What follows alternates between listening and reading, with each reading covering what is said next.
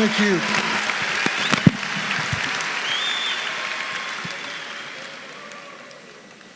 I can just hear Muhammad saying now, well, I thought I should be eulogized by at least one president.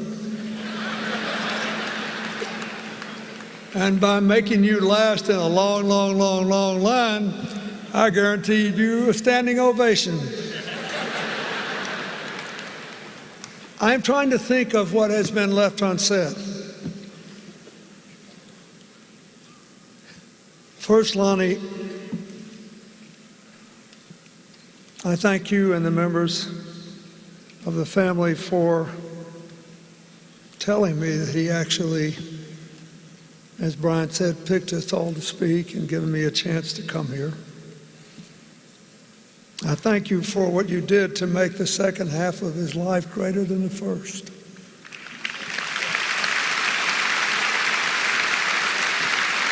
I thank you for the Muhammad Ali Center and what it has come to represent to so many people.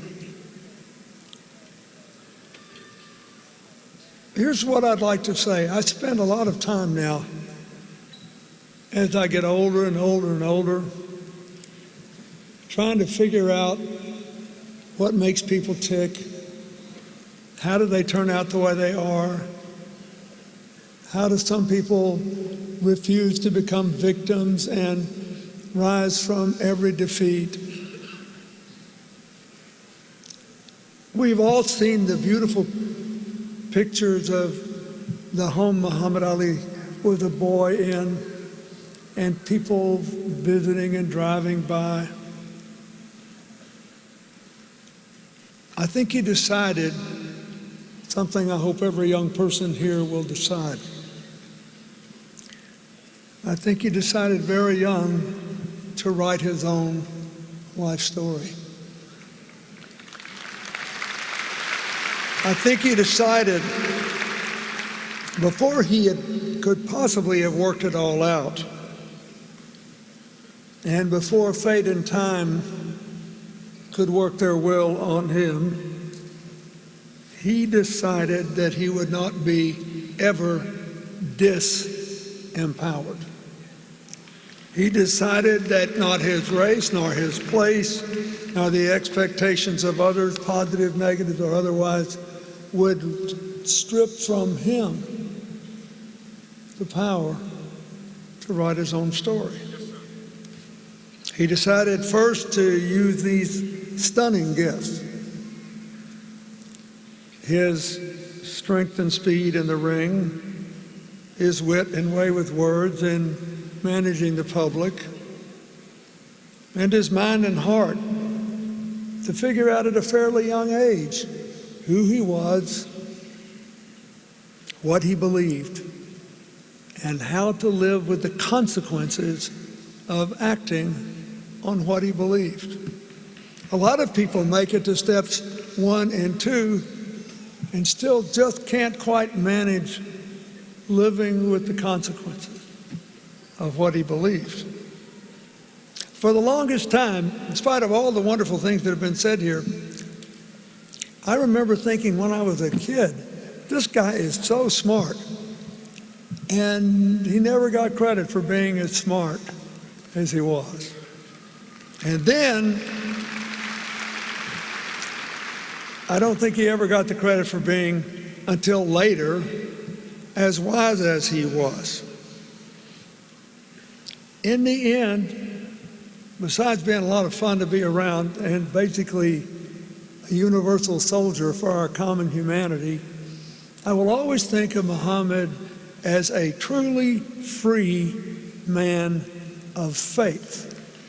And being a man of faith, he realized he would never be in full control of his life. Something like Parkinson's could come along. But being free, he realized that life still was open to choices. It is the choices that Muhammad Ali made that have brought us all here today in honor and love. And the only other thing I'd like to say, I think we all need to really, really think about, is that the first part of his life was dominated by the triumph of his truly unique gifts. We should never forget them. We should never stop looking at the movies. We should thank Will Smith for making his movie. We should all be thrilled. It was a thing of beauty. But the second part of his life was more important because he refused to be imprisoned by a disease that kept him hamstrung longer than Nelson Mandela was kept in prison in South Africa. That is, in the second half of his life, he perfected gifts that we all have. Every single solitary one of us have gifts of mind and heart. It's just that he found a way to release them in ways large and small.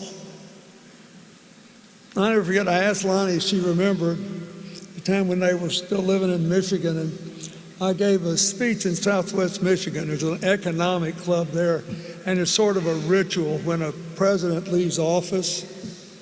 And you had to get reacclimated. Nobody plays a song when you walk in a room anymore.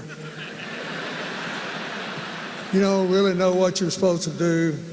And this club here, there, it's called the Economic Club, I think. They're used to acting like you still deserve to be listened to, and you got to get reacclimated. So they came to dinner, and they sat with me at this dinner. And he knew, somehow he knew, that I was a little off my feed that night. I was trying to imagine how to make this new life. And so he told me a really bad joke. And he told it so well, and he laughed so hard that I totally got over it and had a great time. He had that feel about, there's no textbook for that, knowing where somebody else is in their head, picking up the body language. Then Lonnie and Muhammad got me to come here when we had the dedication to the Muhammad Ali Center, and I was trying to be incredibly old, gray-haired elder statesman, dignified. I got to elevate this guy. So I'm saying all this stuff in very high-toned language, and Muhammad sneaks up behind me and puts his fingers up.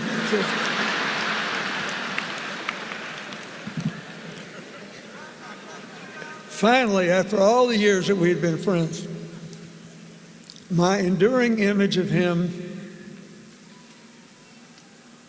is like a little reel in 3 shots. The boxer I thrilled to as a boy,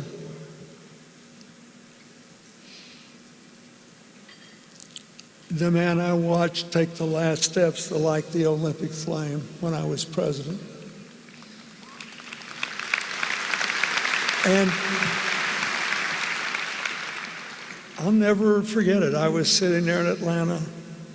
By then we knew each other. By then I felt it. I had some sense of what he was living with, and I was still weeping like a baby, seeing his hand shake and his leg shake, and knowing, by God, he was going to make those last few steps. No matter what it took, the flame would be lit, the fight would be won, the spirit would be affirmed. I knew it would happen.